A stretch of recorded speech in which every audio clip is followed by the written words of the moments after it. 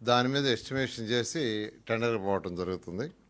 So టెండర్కి పోయేదానికి estimation చేసేదానికి యాక్చువల్గా అడ్మినిస్ట్రేటివ్ క్లియరెన్స్ ఇచ్చారు.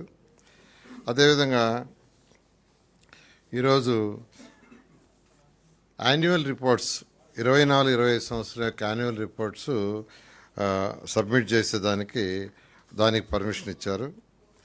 అదేవిధంగా నాబార్డు వాళ్ళు 7,350 కోట్ల యాక్చువల్గా లోను అమరావతి క్యాపిటల్ సిటీకి ఇవ్వడానికి యాక్సెప్ట్ చేశారు. దాన్ని తీసుకోవడానికి యాక్చువల్గా ఈరోజు అథారిటీ అప్రూవల్ ఇవ్వడం జరిగింది. అదేవిధంగా 7,380.70 కోట్లు 7,380.70 కోట్లు లోన్.